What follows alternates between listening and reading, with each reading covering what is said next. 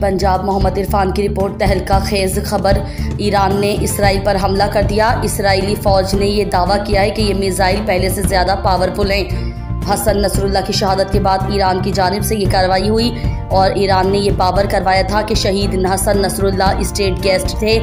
उसके साथ साथ किंग्स कॉलेज लंदन के स्कूल ऑफ सिक्योरिटी के सीनियर लेक्चरर ने भी कहा कि ईरान की जानिब से यह हमला पहले से ज़्यादा ताकतवर था।